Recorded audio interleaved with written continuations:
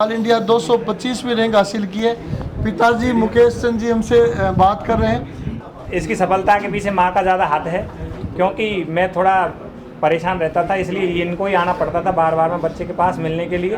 बहुत महत्वपूर्ण लाइन पिताजी ने बोल डाली है कि बेटे बेटी दोनों को हॉस्टल में छोड़ा और जब भी याद आते तो रोकर शांत कर लेते हैं कि बच्चे सफल हो जाएंगे तो अपना जीवन सफल हो जाएगा। सीकर का नाम भी ज़्यादा कैसे सुना? बहुत सारी जगह तो है चारों तरफ। मैं हर सैटरडे को यहाँ आ जाती थी, क्योंकि मैं भी टीचर हूँ तो मुझे छुट्टियाँ तो कम मिलती थी, तो मैं सैटरडे को घर से चलती थी, संडे बच्चे के साथ रहती थी और मंडे को मैं यहाँ से रिटर्न होती थी।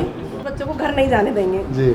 मैं बच्ची से मिलने आई थी उस समय, तो इसने कहा कि नहीं कुछ भी हो जाओ लेकिन मैं तो घर चलूँगा। प्रयास मम्मी पापा के और मेनली कोचिंग का प्रयास था। इतनी अच्छी कोचिंग नहीं मिलती तो शायद इतना आगे नहीं बढ़ पाते। कि विवेक परिवार के साथ हिमाचल घूम रहा था और 2 तारीख को सोचा एक का रिजल्ट आ जाएगा, 2 तारीख को सेलिब्रेशन के लिए कोचिंग पहुंच जाएंगे। हाँ, यही था। और हिमाचल की वादियों में घूमते घूमते अचानक विवेक के पापा जी के पास फ़ोन आया कि बच्चे का रिजल्ट आने वाला है, टॉपर्स में रहेगा। तो इन्होंने अपनी भ्रमण को स्थगित करके गाड़ी कहाँ से घुमाई, आगे से कहाँ से गाड़ी को रिटर्न लिया गुप्ता साहब? डलहौजी से वापस घुमा लिया। आगे किधर तक जाने वाले थे पहले? हरियार वगैरह जाना था पास जी में। जी जी जी। तो मैं कि अब बाद में आएंगे। लेकिन वहाँ आज इतना आनंद नहीं आ रहा था जितना आज। ये बिल्कुल इसी आनंद के लिए आज आ गए हम। तो 2 शब्द गए बेटे की उपलब्धि कर लेंगे। जी जी, बेटे की उपलब्धि पे गए। बिल्कुल, बहुत बहुत बधाई बच्चे को भी। और इसमें आप सबकी टीम का प्रयास, बच्चे की मेहनत, हमारी प्रार्थनाएं सभी काम किए और बच्चे ने अच्छा रिजल्ट दिया है। इसके लिए आप सभी का भी बहुत बहुत धन्यवाद। जी जी। विवेक ने जेई एडवांस 2025 विवेक ने जेई एडवांस 2026 में ऑल इंडिया 225वीं रैंक हासिल की है।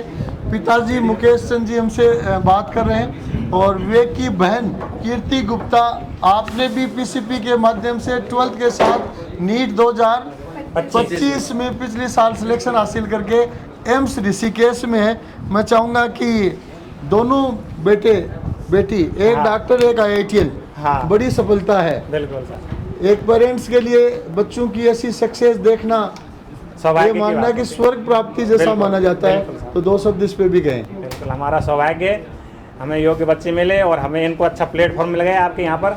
जी जी। ताकि ये इतनी सफलता प्राप्त कर ले। प्रतिभा तो थी, लेकिन प्रतिभा को निखार यहाँ पे मिला इनका।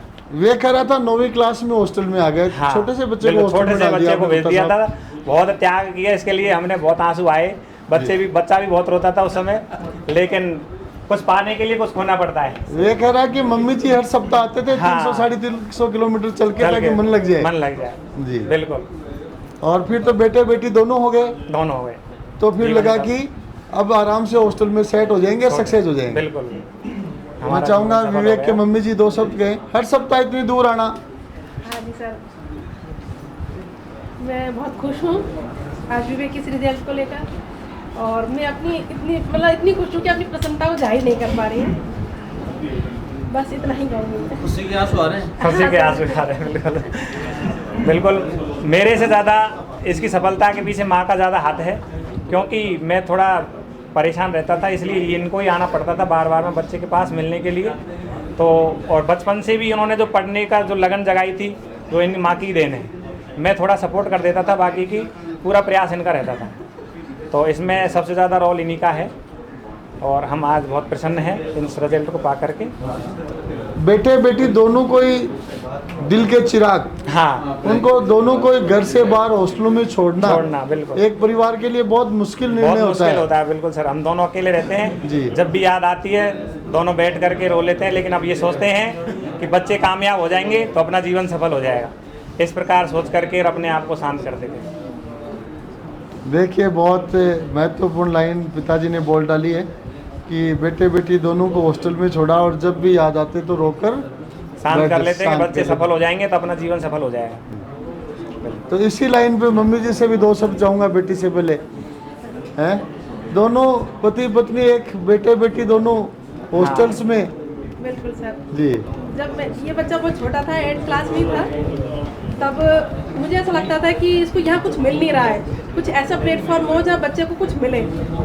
तब सीकर का नाम हमने सुना था उस समय, तब मन में ठान लिया था कि बच्चे को वहीं भेजना है। सीकर का नाम भी ज़्यादा कैसे सुना? बहुत सारी जगह तो है चारों तरफ। नहीं सर, एक्चुअली हुआ तो ऐसा था कि सीकर में, सपोर्टा में सीकर से यहाँ पर एक एग्ज़ाम लेने के लिए एक संस्था गई थी। जी जी उसमें एग्ज़ाम दिलवाया था बच्चे को और बच्चा उसमें फर्स्ट आया था, टॉपर आया था। तो हम एडमिशन के लिए तो वहीं आए थे, जी लेकिन वो हमें सूट नहीं हुआ कुछ। जी। फिर हम इधर आ गए आपके प्रिंस में देखने के प्रिंस लिए। का नाम पहले से भी सुन रखा था। सुन तो रखा था पहले, जी लेकिन जब यहाँ इसको देखा तो देख के ऐसा लगा कि यहाँ हम अपने बच्चे को छोड़ सकते हैं। मतलब मन ने ये कह दिया था कि यहाँ बच्चा सुरक्षित रहेगा। तो यहाँ के पूरे वातावरण को देख के और सब कुछ अच्छे से देखा, हॉस्टल वगैरह देखे, हॉस्टल में देखा कि बच्चा पूरी तरह से सुरक्षित है, यहाँ उसे घर जैसा माहौल मिलेगा। तो हमने बच्चे को यहीं छोड़ा। बच्चे को छोड़ के तो गए थे उस दिन, तो बच्चा भी काफ़ी रोया था, मैं भी रोई थी। फिर बच्चे का कॉल आता था बार बार में कि मम्मी मुझे तो घर आना है। मैंने कहा नहीं बेटा, मैं ही आ रही हूँ। तो मैं हर सैटरडे को यहाँ आ जाती थी, क्योंकि मैं भी टीचर हूँ तो मुझे छुट्टियाँ तो कम मिलती थी। तो मैं सैटरडे को घर से चलती थी, संडे बच्चे के साथ रहती थी और मंडे को मैं यहाँ से रिटर्न होती थी। तो इस तरह से मैंने कम से कम 9th क्लास इसका इसी तरह से निकला था। हर 7 उस टाइम तो मुश्किल लगता होगा कि हाँ। टिके भी मुश्किल बार बार आना पड़ रहा है। जी जी तो ये मैं मतलब आप ये मानो मतलब कम से कम 2 महीने या 3 महीने तो मैं हर सप्ताह आती थी। फिर 3 महीने के बाद बच्चा कहने लग गया मम्मी आप बहुत परेशान होते हो, आप मत आया करो, आप 15 दिन में आया करो। तो फिर मैं 15 दिन में, फिर महीने में, 2 महीने में हो गया। हाँ, फिर धीरे दोस्त भी बन गए इसके कुछ। दोस्त भी बनने लगे, बहुत परेशान क्लास में किया भी इसका पेरेंट्स मन को। लगने लगा। जी टीचरों ने इसको बहुत सपोर्ट दिया। सबसे बड़ा तो ये रहा कि ये सभी अपने टीचर्स का लाडला बन गया। जी, जी। तो इस वजह से इसका मन लगने लग गया है। फिर धीरे धीरे फिर बेटी आ गई। फिर बेटी, हाँ बेटी तो 12th पास करके आई थी, 2 साल बाद आई थी। जी जी 10th पास। 10th पास हाँ, 10th पास करके। 10th पास हाँ। करके 2 साल बाद आई थी जी इसके जी पास। जी लेकिन ये कि फिर बाद में इसी का 10th क्लास में आने के बाद इसी का खुद का मन लगने लग गया था। कम परेशान करता था, बोलता था मम्मी 6 महीने में क्या ऐसे आ जाया करो। हाँ, जब कभी एक बार का मुझे याद है, इनके बोर्ड्स के एग्जाम थे तो सर ने मना कर दिया था कि टॉपर्स बच्चों को घर नहीं जाने देंगे। जी मैं बच्ची से मिलने आई थी उस समय, तो इसने कहा कि नहीं कुछ भी हो जाओ लेकिन मैं तो घर चलूँगा। आज से मैं टॉपर नहीं रहूँ। तो मुझे उस दिन बहुत मशक्कत करनी पड़ी, सर से भी बहुत रिक्वेस्ट करना पड़ा। और मैडम थी, उन मैडम का मुझे नाम क्या था उनका? जी हाँ, तो मैडम ने भी कहा कि मैं विवेक को अपने घर ले जाऊंगी, उसको बिल्कुल अपने घर की तरह, बच्चे की तरह ही रखूंगी। लेकिन इसने तो साफ बोल दिया था नहीं मुझे घर जाना है, बस मम्मी के साथ ही जाना है। तो जी। तब इसको छुट्टी दिला के घर लेके गए थे। बहुत बढ़िया। तो अब मैं चाहूँगा बेटी कीर्ति, दोनों भाई बहन IITN और डॉक्टर, वो भी टॉप कॉलेजेस में 2 शब्द गए जी।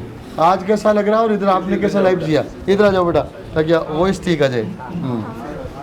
आज बहुत खुशी हो रही है, छोटा भाई है, इतना सक्सेस हो गया, अच्छा कॉलेज मिल जाएगा, अच्छी ब्रांच मिल जाएगी, बहुत खुशी हो रही है। और सारी मेहनत हमारी थी, प्रयास मम्मी पापा के, और मेनली कोचिंग का प्रयास था। इतनी अच्छी कोचिंग नहीं मिलती तो शायद इतना आगे नहीं बढ़ पाते।